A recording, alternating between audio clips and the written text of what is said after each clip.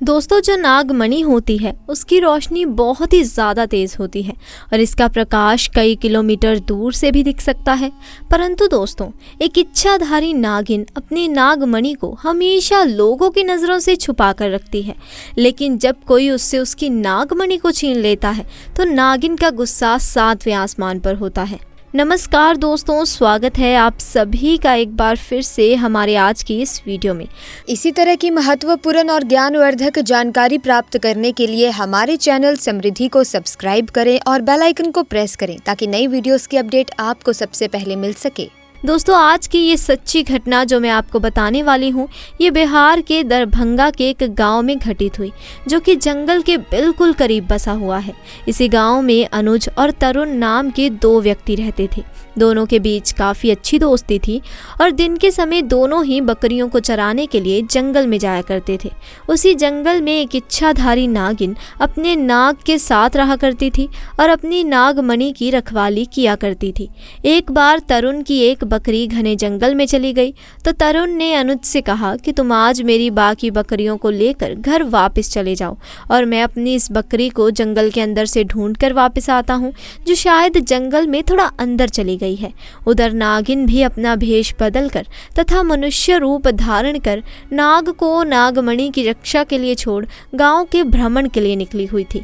जब तरुण अपनी बकरी को ढूंढते हुए उस जंगल में पहुंचा तो पेड़ के नीचे बने बिल में से उसे तेज रोशनी आती दिखाई दी। उसे लगा कि कोई कीमती हीरा या फिर आभूषण उसके नीचे छुपा हुआ है, तो उसने उस पेड़ की टहनी को तोड़ा और एक बड़ा सा डंडा बना लिया और उस बिल को जोर जोर से मार कर तोड़ने लगा। उस बिल को तोड़ते समय तरुण बहुत ही तेजी से डंडे से वार कर रहा था, जिसमें से 2 चोट बिल के अंदर मौजूद नाग पर लग गई और नाग ने उसी समय अपना दम तोड़ दिया। जब तरुण ने मरे हुए नाग को देखा और उसके पास तेज चमकती हुई मणि को देखा तो वो समझ गया कि वो चमकती हुई चीज़ और कुछ नहीं बल्कि नागमणि है। उसने पहले नाग को डंडे से हिलाकर देखा और ये सुनिश्चित किया कि नाग मर गया है या फिर जिंदा है। फिर उसने जब इस बात को पक्का कर लिया कि नाग मर गया है तो उसने जेब से रुमाल निकालकर उसके अंदर उस नागमणि को रख लिया और भागता हुआ तेजी से घर को निकल गया और ये भी भूल गया कि वो जंगल में अपनी बकरी को ढूंढने आया था और वो बकरी अभी भी जंगल में ही रह गई थी। इधर जब नागिन वापस अपने बिल की तरफ लौटी तो जैसे ही उसने नागमणि गायब पाई और अपने नाग को मरा हुआ देखा तो वो गुस्से से आग बबूला हो गई। उसने अपनी शक्ति से नाग की आंखों में देख लिया था कि उसके नाग का कातिल कौन है। तरुण ने अब एक बहुत ही बड़ी गलती कर दी थी। उसने नाग के मरे हुए शरीर को वहीं जंगल में छोड़ दिया। अगर वो नाग के शरीर को उसी समय जला देता तो शायद नागिन को इसके बारे में कभी पता नहीं चलता। उधर तरुण बहुत खुश था क्योंकि उसे दुनिया की सबसे शक्तिशाली चीज़ मिल चुकी थी, यानी नागमणि मिल चुकी थी। तरुण जब घर पहुंचा तो सबसे पहले उसने नागमणि अपने हाथ में पकड़ी और इच्छा जाहिर की कि जो जंगल में मेरी बकरी खो गई थी वो मुझे वापस मिल जाए। तो चमत्कार ऐसा हुआ कि अगले ही पल वो बकरी उसके घर के दरवाजे के बाहर खड़ी थी। तरुण ये सब देखकर बहुत खुश हो गया। उसने नागमणि की सहायता से अपने घर को ही बदल दिया और अब गांव का सबसे अमीर इंसान बन चुका था, और वो भी केवल और केवल नागमणि की मदद से। अपने नाग की हत्या का बदला लेने के लिए नागिन आग बबूला हुई थी, परंतु वो विवश थी क्योंकि तरुण के पास उसकी नागमणि जो थी और वो तब तक तरुण को नुकसान नहीं पहुंचा सकती थी जब तक उसके पास वो नागमणि मौजूद है।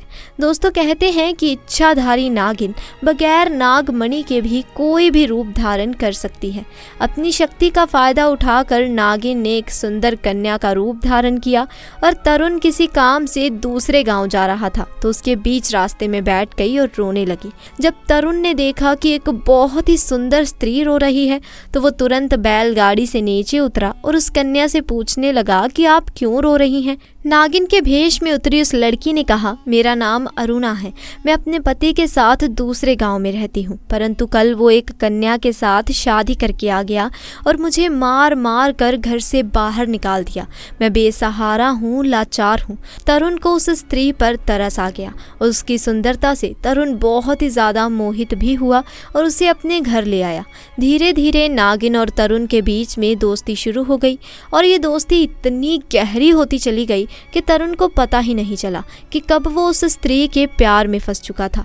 एक दिन तरुण और अरुणा यानी वो नागिन दोनों घूमने के लिए गए और एक जगह एकांत पाकर अरुणा ने तरुण से पूछा कि तुम्हारे गले में ये चमकती हुई चीज़ क्या है। तो तरुण बोला, अरे कुछ नहीं, एक साधारण सा आभूषण है, मुझे बहुत अच्छा लगता है इसीलिए मैं इसे गले में पहनता हूँ। दोस्तों, ये वही आभूषण था जिसे आप नागमणि के नाम से जानते हैं।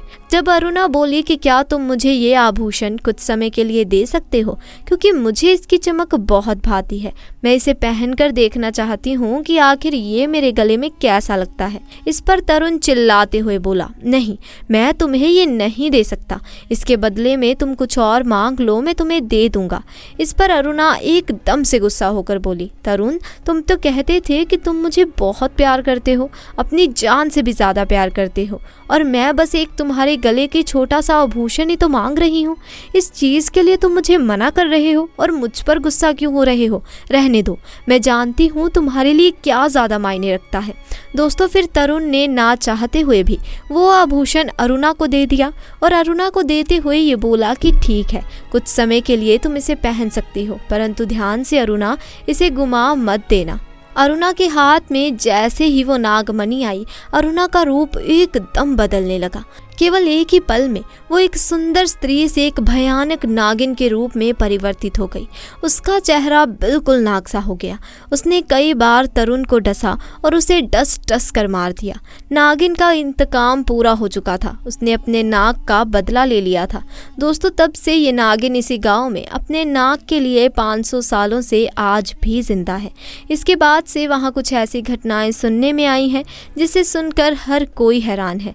वहाँ के स्थानीय लोगों का कहना है कि उन्होंने एक नागिन को महादेव की पूजा करते देखा है और इसके बाद अचानक वो नागिन कहीं गायब हो जाती है, किसी को नहीं मालूम। जब इस बारे में गांव के मंदिर के पुजारी जी से बात की गई तो मंदिर के पुजारी का कहना है कि अपने नाग की मौत के बाद से ही नागिन भयंकर रूप धारण करके अपने नाग को ढूंढ रही है और जिस तरह से पिछले 500 सालों से महादेव की पूजा कर रही थी, आज भी वही करती आ रही है। नागिन इस मंदिर में आती है और भगवान शिव से अपनी प्रार्थना कर बिना किसी को नुकसान पहुंचाए वापस चली जाती है। आज भी लोग कहते हैं कि तकरीबन 500 सालों से ये नागिन इस मंदिर में आ रही है। तो दोस्तों, कभी भी एक नागिन के नाग को नहीं मारना चाहिए और साथ ही नागिन की नागमणि को तो भूल कर भी नहीं छूना चाहिए, अन्यथा वो नागिन 7 जन्मों तक उस व्यक्ति का पीछा नहीं छोड़ती। दोस्तों, हर एक इच्छाधारी नागिन के पास उनकी नागमणि जरूर होती है। कहते हैं जब स्वाति नक्षत्र की पहली बारिश होती है तो उसकी पहली बूंद अगर कोबरा सांप के मुंह में चली जाए तो वो सांप अपने मुंह में नागमणि उत्पन्न करता है।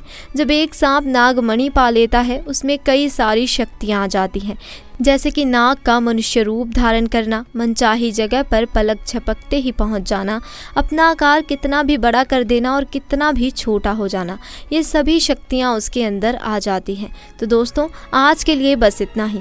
आपको हमारी आज की ये घटना कैसी लगी कमेंट सेक्शन में ज़रूर बताएं। साथ ही दोस्तों, वीडियो से कुछ नया सीखने को मिला हो तो इसे एक लाइक ज़रूर करें, अपने दोस्तों के साथ ज़्यादा से ज़्यादा शेयर करें और अगर आप हमारे चैनल पर नए हैं तो चैनल को भी जल्दी से जाकर सब्सक्राइब कीजिए। आपका बहुत बहुत धन्यवाद।